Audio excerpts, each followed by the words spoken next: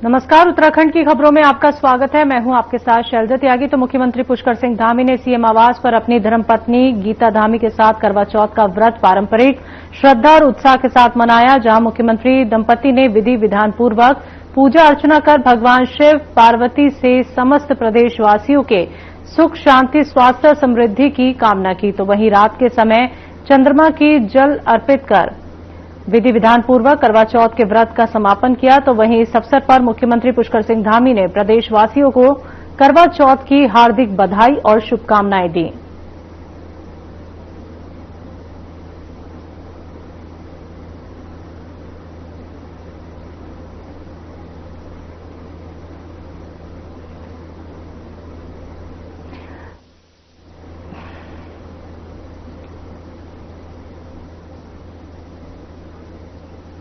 देहरादून में उपनल के माध्यम से सेवा दे रहे 3 कर्मचारियों की सड़क दुर्घटना में मौत हो गई, जिसके बाद उनके आश्रितों को मुख्यमंत्री पुष्कर सिंह धामी ने 50-50 लाख रुपए की सहायता राशि के चेक प्रदान किए। जानकारी के अनुसार विद्युत वितरण खंड जसपुर में तैनात ब्रजेश कुमार, ब्रिडकुल देहरादून में तैनात तस्लीम और विद्युत वितरण खंड हरिद्वार में तैनात संजीव कुमार सड़क हादसे में मौत हो गई। और मुख्यमंत्री धामी ने राज्य सरकार और बैंकों के बीच एमओयू कर सरकारी, अर्ध सरकारी और उपनल कर्मचारियों के लिए कॉर्पोरेट सैलरी पैकेज के तहत बीमा और सुविधाओं का प्रावधान किया।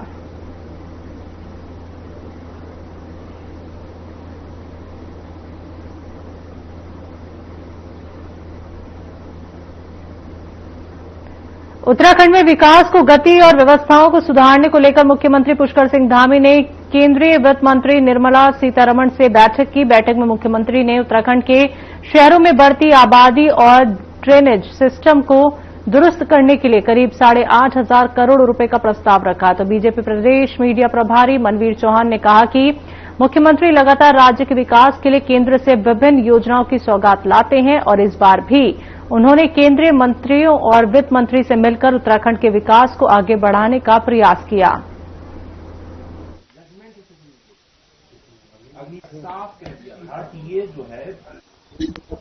उत्तराखंड राज्य देश का सबसे अग्रणी राज्य विकास की दृष्टि से बने, हर क्षेत्र में उत्तराखंड राज्य देश का श्रेष्ठ राज्य बने, इसको लेकर के हमारे प्रदेश के यशस्वी युवा मुख्यमंत्री माननीय पुष्कर सिंह धामी जी 24 में से 18-20 घंटे लगातार वो रात दिन काम करते रहते हैं और केंद्र के सहयोग के लिए भी वो लगातार प्रयास करते रहते हैं। और आदरणीय प्रधानमंत्री जी का जिस तरह से उत्तराखंड राज्य को आशीर्वाद मिलता है, यहाँ के निवासियों का आशीर्वाद मिलता है। साफ कह दिया था कि ये जो है देश सेवा, ये नौकरी नहीं है, जजमेंट है सुप्रीम कोर्ट का। अभी साफ कह दिया। देहरादून में कांग्रेस पार्टी उत्तराखंड में वोट चोर गद्दी छोड़ अभियान चला रही है। वहीं बीजेपी इस अभियान को ढकोसला बता रही है और कांग्रेस को चेतावनी भी दे रही है। प्रदेश कांग्रेस प्रवक्ता राजेश चमोली ने कहा कि बीजेपी क्या कहती है और क्या करती है, इससे जनता भली भांति वाकिफ है। उन्होंने बताया कि राहुल गांधी ने पूरे देश में जिस तरह से यह अभियान चलाया था, वही उत्तराखंड में पेपर चोर गद्दी छोड़ युवा लगातार कर रहे हैं।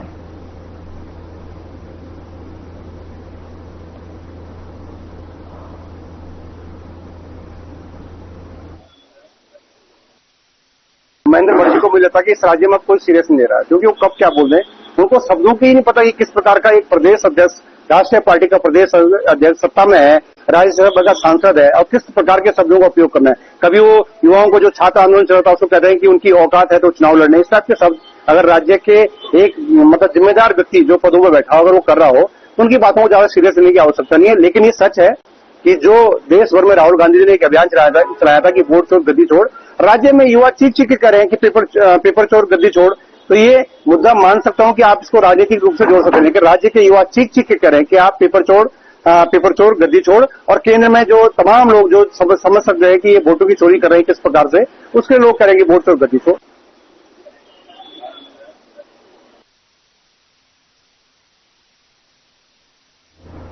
हरिद्वार में नगर निगम प्रशासन ने शहर के लघु व्यापारियों के लिए एक अहम कदम उठाया है। भगत सिंह चौक से सेक्टर 2 बैरियर स्थित तीसरे वेडिंग जोन में अनुबंध और लाइसेंस वितरण की प्रक्रिया का शुभारंभ कर दिया गया है। नगर आयुक्त नंदन कुमार ने प्रथम चरण में 34 लाभार्थियों के साथ 21 बिंदुओं वाला अनुबंध करते हुए विक्रय प्रमाण पत्र और लाइसेंस जारी किया। नगर निगम जल्द ही इस जोन में बिजली, पानी और सीसीटीवी जैसी सुविधाएं उपलब्ध कराएगा।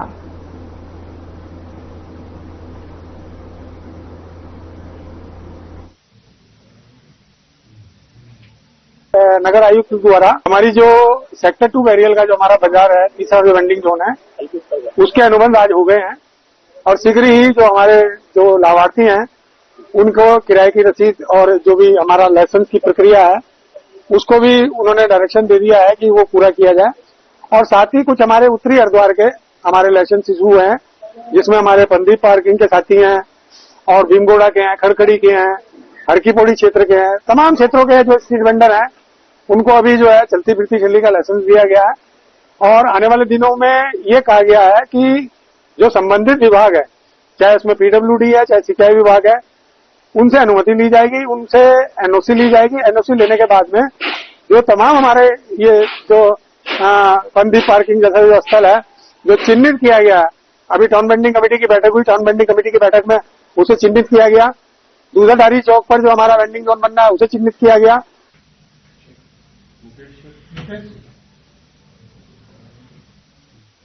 देहरादून में माता लक्ष्मी के पूजन दिवस और दीपावली के पावन पर्व के मद्देनजर शहर के बाजारों में पहले से ही रौनक नजर आ रही है। त्योहारों के करीब आने के कारण ग्राहकों की भीड़ से बाजार पूरी तरह से भरे हुए हैं। भीड़ के कारण ग्राहकों और आम लोगों को ट्रैफिक जाम और पार्किंग जैसी समस्याओं का सामना करना पड़ रहा है।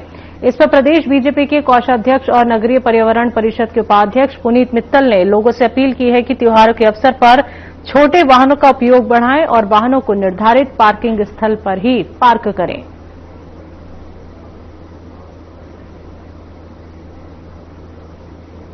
दीपावली, धनतेरस, छोटी दिवाली की शुभकामनाएं देता हूं और सबसे आग्रह करता हूं और उम्मीद करता हूं कि हर्षोल्लास से दीपावली बनाएंगे। जो ट्रैफिक समस्या है या जो गंदगी की समस्या है, मैं सबसे निवेदन करूंगा कि छोटी गाड़ी में निकलें, हो सके तो स्कूटर पे निकलें, पार्किंग को ठीक से करें और ट्रैफिक व्यवस्था को सुचारू करने में मदद करें। पटाखे सावधानी से चलाएं, किसी के चोट ना लगे, किसी को कहीं दिक्कत ना आए। आपको शुभकामनाएं, अपना बढ़िया चला। शादियां चल रही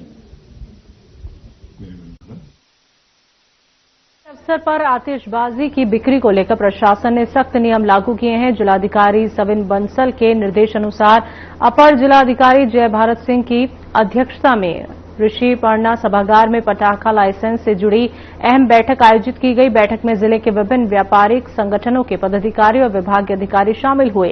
प्रशासन ने कहा कि सार्वजनिक रास्तों और आंतरिक सड़क मार्गों पर पटाखा बिक्री पूरी तरह प्रतिबंधित है।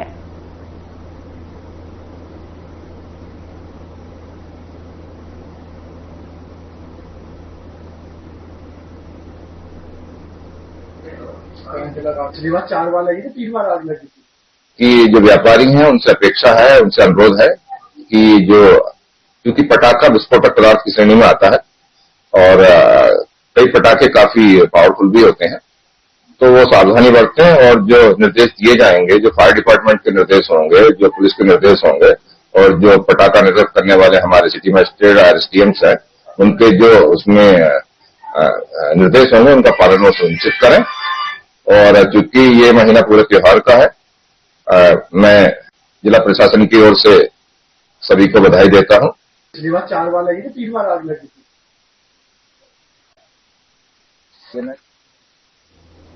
हरिद्वार में दीपावली से पहले पुलिस ने बड़ी कार्रवाई करते हुए पीरान कलिया क्षेत्र के इमली खेड़ा गांव में अवैध पटाखों का भारी भंडार बरामद किया। बता दें कि घनी आबादी के बीच घर से मिले पटाखों की कीमत करीब 15 से 17 लाख बताई जा रही है। तो वहीं पुलिस एसएसपी हरिद्वार प्रमेंद्र सिंह डोभाल के निर्देश पर पुलिस और प्रशासन की संयुक्त टीम ने छापेमारी की और जिस पर जानकारी देते हुए एसएसपी प्रमेंद्र सिंह डोभाल ने बताया कि त्योहारों से पहले जनपद में अवैध पटाखों के भंडारण और बिक्री पर सख्त कार्रवाई जारी है।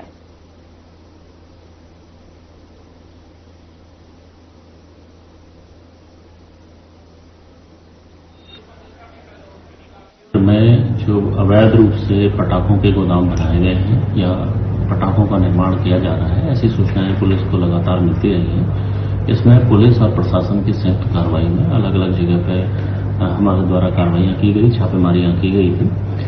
इसमें रामकलियर में एक बड़ी कार्रवाई करते हुए हमारे इमली खेड़ा क्षेत्र में एक घनी आबादी क्षेत्र में एक घर में करीब काफी बड़ी संख्या में अवैध पटाखों का निर्माण किया जा रहा था। तत्काल पुलिस के द्वारा इसमें सीज की कार्रवाई की गई है। आवश्यक वैधानिक कार्रवाई करते हुए करीब 15 से 20 लाख के पटाखों को जब्त किया गया है और उनको नष्ट करने की प्रक्रिया भी आगे की जाएगी और इसी बीच जो अभियुक्त हैं उनके खिलाफ आवश्यक जो वैधानिक कार्रवाई है वो की जाएगी। राष्ट्रीय डाक सप्ताह के तहत उत्तराखंड डाक परिमंडल की ओर से रिले वॉक का आयोजन किया गया। Chief post master general Shashi Shalini Kujur ने बताया कि डाक विभाग केवल पत्र पहुंचाने का माध्यम नहीं बल्कि सामाजिक और आर्थिक विकास की रीढ़ है। तो साथ ही उन्होंने कहा कि डाक विभाग न केवल पत्र व्यवहार बल्कि बीमा योजनाओं के माध्यम से समाज के हर वर्ग को सेवा प्रदान कर रहा है।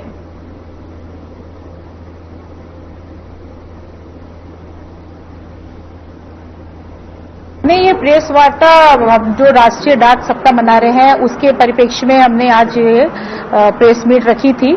जैसा कि आप जानते हैं कि डाक विभाग हर साल अक्टूबर में अपना राष्ट्रीय डाक सप्ताह मनाता है और इसी की पेज पे हम लोग विश्व डाक दिवस भी 9 तारीख को मनाते हैं। तो उसी सिलसिले में आज ये प्रेस मीट का आयोजन किया गया था, जिसके जरिए हमने ये कोशिश की कि हम अपने लोगों को, अपने ग्राहकों को, अपने जो हमारे पोस्टल सेवाएं हैं, पोस्टल सर्विस उसके बारे में जानकारी दें और लोगों के जीवन में, उनके जीवन में बदलाव लाने के लिए, देश और समाज के विकास के लिए उसकी क्या, डाक विभाग की क्या भूमिका है उसके बारे में भी लोगों को जागरूक करें। इसके लिए हमने ये डाक सप्ताह हम मना रहे हैं और इसके जरिए हम कई तरह के अलग अलग दिन में अलग अलग दिन के हमने कार्यक्रम आयोजित किए। 6 से 10 तारीख तक हमने डाक सप्ताह हम मना रहे हैं, जिसमें प्रौद्योगिकी दिवस के रूप में हमने 6 तारीख को मनाया।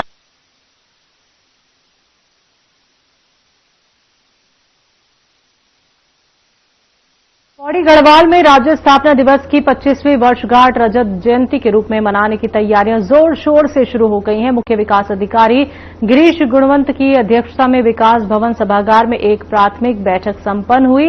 इस अवसर पर उन्होंने कहा कि रजत जयंती राज्य की गौरवशाली यात्रा का प्रतीक है और इसे भव्यता और उत्साह के साथ मनाया जाएगा। तो अधिकारियों और संबंधित विभागों को निर्देश दिए गए हैं कि वो आपसी समन्वय स्थापित करें और कार्यक्रमों की रूपरेखा जल्द तैयार करें। बैठक में कार्यक्रमों के आयोजन, सांस्कृतिक प्रस्तुतियों और सुरक्षा व्यवस्थाओं पर चर्चा हुई। अधिकारी सुनिश्चित कर रहे हैं कि राज्य की ये महत्वपूर्ण जयंती सभी नागरिकों के लिए यादगार और आकर्षक बने।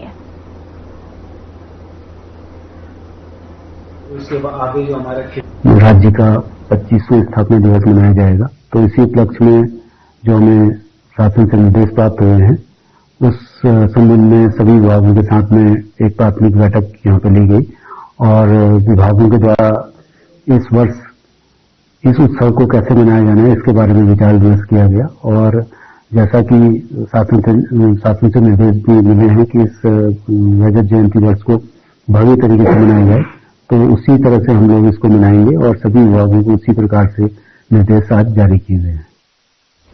गदरपुर में 15 बटालियन एनडीआरएफ ने अपना 6ठा स्थापना दिवस मनाया। इस अवसर पर कमांडेंट सुरेश कुमार दराल ने कहा कि एक जवान की बीमारी के कारण मृत्यु और एक की रेस्क्यू कार्य के दौरान शहीद होने के कारण इस बार स्थापना दिवस साधारण रूप से मनाया गया है। उन्होंने कहा कि शहीद जवानों को श्रद्धांजलि देने के बाद कार्यक्रम संपन्न हुआ।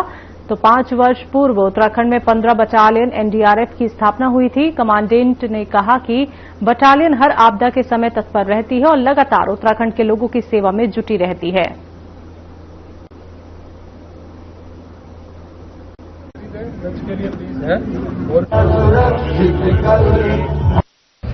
देखिए, जैसा आप लोगों को तो सर्वविदित है कि पिछले 6 साल से 15वीं वाहिनी एनडीआरएफ जो है उत्तराखंड राज्य को अपनी सेवाएं दे रही है, चाहे वो किसी प्रकार की परिस्थितियां आए।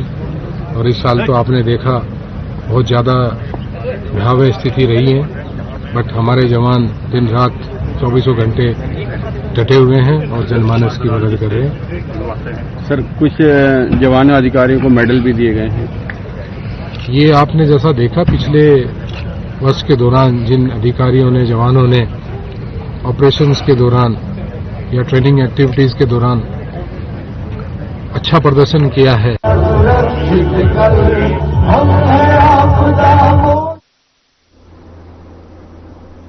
उत्तराखंड की खबरों में वक्त एक छोटे से ब्रेक का, जल्द वापस लौटेंगे।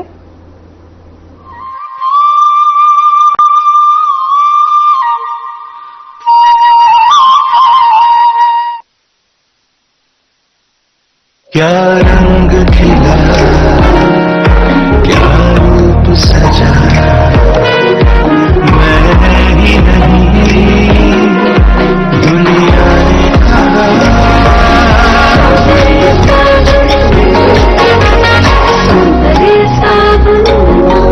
स्वावलंबी हो रहा प्रदेश का युवा, सशक्त हो रहा उत्तराखंड। मुख्यमंत्री पुष्कर सिंह धामी के दूरदर्शी फैसलों और पारदर्शी नीतियों से उत्तराखंड में रोजगार की बयार बह रही है। युवाओं की लाचारी और भ्रष्टाचार की मार पुरानी बात हो गई है। अब युवाओं की मेहनत को समय रहते सही परिणाम मिल रहा है। ऐतिहासिक नकल विरोधी कानून के लागू होने के बाद उत्तराखंड में प्रतियोगी परीक्षाओं में पारदर्शिता आई है। समयबद्ध ढंग से न सिर्फ विज्ञप्ति निकल रही हैं, बल्कि परीक्षा के बाद चयन भी हो रहा है। यही वजह है कि धामी सरकार के कार्यकाल में अब तक 25,000 से ज्यादा युवाओं को सरकारी सेवाओं में रोजगार देने का रिकॉर्ड बना है। पिछले 2-3 वर्ष उत्तराखंड में प्रतियोगी परीक्षा की तैयारी कर रहे छात्रों के लिए काफी अच्छे रहे हैं। उसका महत्वपूर्ण कारण ये है कि एक तो निरंतर रूप से परीक्षाएं आयोजित हो रही है, समयबद्ध रूप में परीक्षाओं के परिणाम भी आ रहे हैं, और परीक्षाओं में सबसे महत्वपूर्ण विषय रहता है पारदर्शिता और शुचिता का, वो इंश्योर हुआ है। मुख्यमंत्री पुष्कर धामी ने महिलाओं के सामाजिक आर्थिक सशक्तिकरण की दिशा में साहसिक कदम उठाया। सरकारी नौकरियों में महिलाओं के लिए 30% क्षैतिज आरक्षण के प्रावधान से प्रदेश की महिलाओं को रोजगार में समान अवसर मिल रहे हैं। हमारी सरकार की कई सारी पहल में से एक जो क्रांतिकारी पहल रही है वो है 30% महिला आरक्षण बिल, जिसके माध्यम से न कि सिर्फ उत्तराखंड की महिलाओं को रोजगार में एक नए अवसर, बल्कि उनकी जो भागीदारी है उसको भी हमने बढ़ते हुए रूप में देखा है। इसके लिए हम हमेशा ही उत्तराखंड सरकार के आभारी रहेंगे। कुशल युवाओं को रोजगार देने के लिए राज्य सरकार लगातार रोजगार मेले आयोजित कर रही है। इन सभी प्रयासों से सरकारी सिस्टम पर युवाओं का भरोसा मजबूत हुआ है। उम्मीदों को पंख लगा रही उत्तराखंड सरकार, युवाओं को मिल रहा रोजगार।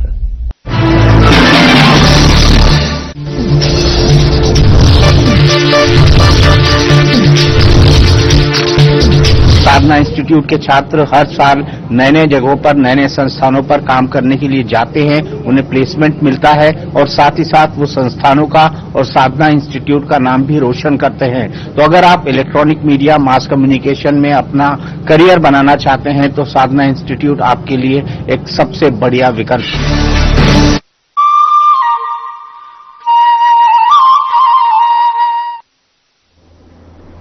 देहरादून और मसूरी को जोड़ने वाले मुख्य मार्ग की मरम्मत को लेकर पीडब्ल्यूडी विभाग सक्रिय हो गया है। क्षतिग्रस्त मार्ग और अस्थायी वैली ब्रिज की स्थिति का हाल देखने के लिए विभाग ने मौके पर निरीक्षण किया। प्रदेश के पीडब्ल्यूडी सचिव पंकज पांडे ने शिव मंदिर के पास बने अस्थायी वैली ब्रिज का निरीक्षण किया। उन्होंने अधिकारियों को निर्देश दिए कि अक्टूबर माह के अंत तक सभी मरम्मत कार्य पूरे किए जाएं, ताकि पर्यटकों और स्थानीय लोगों को कोई परेशानी न हो। तो सचिव ने बताया कि स्थायी पुल के निर्माण के बाद वैली ब्रिज को हटा दिया जाएगा। इसके अलावा किमाड़ी क्षेत्र से मसूरी और देहरादून को जोड़ने वाले मार्ग को भी लेकर पीडब्ल्यूडी विभाग ठोस और सकारात्मक पहल कर रहा है, ताकि सड़क की गुणवत्ता और सुरक्षा सुनिश्चित की जा सके।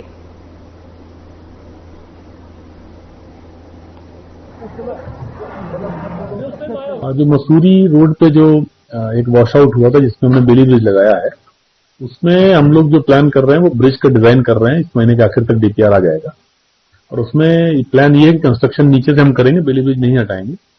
कंस्ट्रक्शन कर लेंगे, जब पुल पूरा बन जाएगा तब बेली ब्रिज हटा के उसको पुल को चालू कर लेंगे। उसका पूरा डिटेल डिस्कशन हो चुका है, हमारी जो टेक्निकल टीम है उनसे डिस्कशन हो गया है। तो क्योंकि मसूरी रोड पे काफी ट्रैफिक रहता है तो हम लोग उसको बंद नहीं कर सकते हैं। इसके अलावा अल्टरनेटिव रूट भी जो हमारा एक किमाड़ी की तरफ से एक रोड है उस पर भी काम कर रहे हैं कि अगर मान लीजिए 1-2 दिन के लिए बंद करने की जरूरत पड़ती है तो कुछ ऐसा करेंगे कि किमाड़ी रोड चालू रखेंगे जिससे कि ट्रैफिक हम वहां से डाइवर्ट।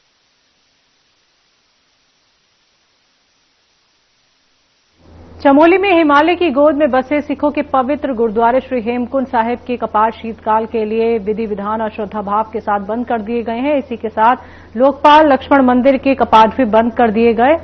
तो इस वर्ष 3.25 लाख से अधिक श्रद्धालुओं ने गुरुद्वारे में मत्था टेक कर आशीर्वाद लिया। कपाट बंद करने की प्रक्रिया धार्मिक विधि विधान के साथ पूरी हुई। गुरुद्वारा श्री हेमकुंड साहिब केवल पूजा स्थल नहीं बल्कि हिंदू सिख आस्था के अटूट संगम का प्रतीक भी है। तो बीती 25 मई को कपाट खोलने के बाद श्रद्धालुओं की भीड़ उमड़ पड़ी, जिससे पुराने रिकॉर्ड टूट गए। तो इस यात्रा सीजन में लगभग 2,75,000 श्रद्धालुओं ने गुरुद्वारे के दर्शन किए।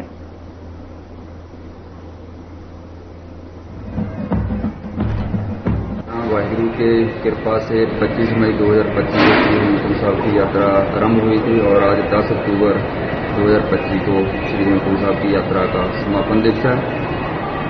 और बहुत सारे यात्रियों ने देश विदेश से इस साल यात्रा में अपने दर्शन किए हैं आकर, और लगभग 2000 से लेकर 2500 यात्री आज के इस समारोह में शामिल हुए हैं। दरबार साहब के हजूरी रागी भाई हरजिंदर सिंह जी उचेचे तौर पर पहुंचे हैं यहाँ पे। गढ़वाल स्काउट्स का बैंड, पंजाब से रिटायर्ड आर्मी पीपल का बैंड, और इसी के साथ हमारे ट्रस्ट के चेयरमैन सरदार नरेंद्रजीत सिंह बिंद्रा जी ने आई हुई संगत का और इस यात्रा के दौरान आई हुई संगत का सभी का धन्यवाद किया। मुनिकीरेती में पुलिस और एंटी नारकोटिक टास्क फोर्स ने मिलकर एक स्मैक तस्कर को गिरफ्तार किया है। ऋषिकेश के निकट ढालवाला में चेकिंग के दौरान मुनिकीरेती थाना पुलिस और एंटी नारकोटिक टीम ने स्कूटी सवार शुभम से 17 ग्राम स्मैक बरामद की। आरोपी शुभम ऋषिकेश के काले की ढाल सरभारा नगर का निवासी है। पुलिस ने तस्कर को मौके पर गिरफ्तार कर मुकदमा दर्ज किया और कोर्ट के आदेश पर जेल भेज दिया है। तस्करी में इस्तेमाल स्कूटी को भी पुलिस ने सीज किया। तो इंस्पेक्टर प्रदीप चौहान और एंटी नारकोटिक प्रभारी अनुज सिंह ने कहा कि आरोपी स्मैक कहां से लाया और कहां बेचने की फिराक में था, इसकी जांच की जा रही है।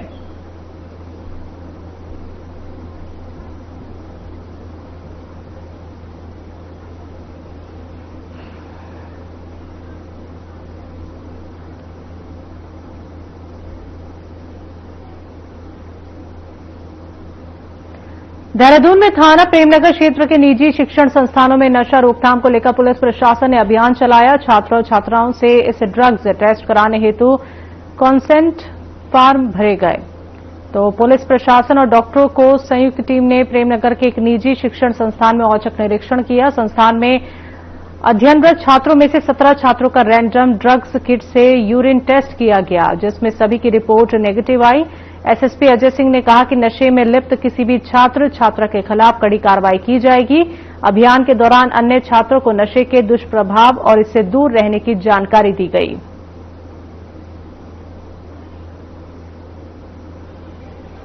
देखिए, जिस तरह की थोड़ी नशे की प्रवृत्ति देखा गया युवाओं में और खासकर जो हमारे स्टूडेंट होते हैं इनमें देखा गया है कि इस तरह की प्रवृत्ति बढ़ते हुए देखी गई है। क्योंकि पूर्व में भी काफी सारे हमने जो ड्रग्स के पेडलर पकड़े या हम ऐसे देखते हैं कि छोटे मोटे जो स्ट्रीट क्राइम होते हैं उसमें कहीं ना कहीं युवा वर्ग खासकर स्टूडेंट की भी संलिप्तता पाई जाती है। क्योंकि एजुकेशनल हब है देहरादून, इसको देखते पहले एक मुहिम के तहत फर्स्ट फेज में सभी कैंपसेस को खासकर जो कॉलेजेस हैं उनको ड्रग फ्री कैंपस घोषित करने के लिए बताया गया था कि वो इस तरह के लोग जागरूकता के पोस्टर्स लगाएं।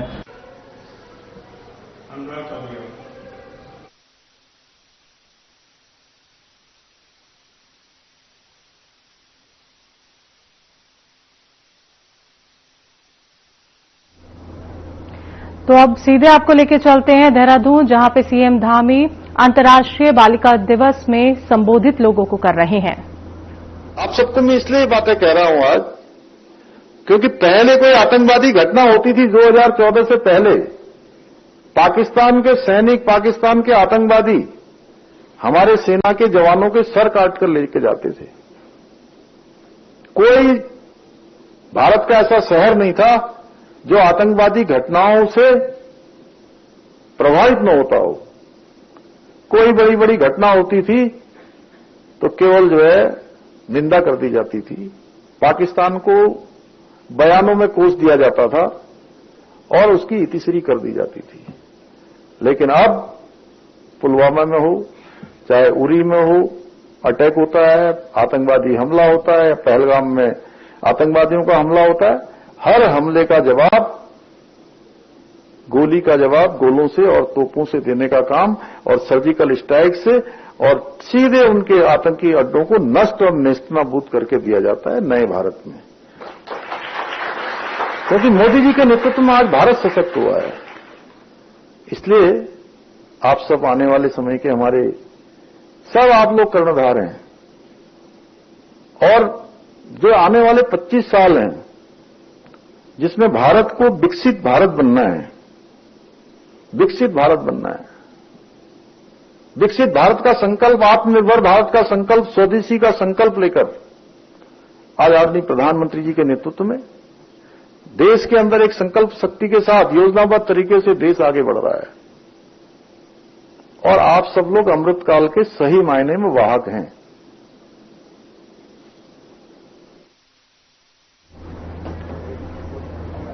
उत्तराखंड की खबरों में अभी के लिए इतना ही। मुझे दीजिए इजाजत। नमस्कार।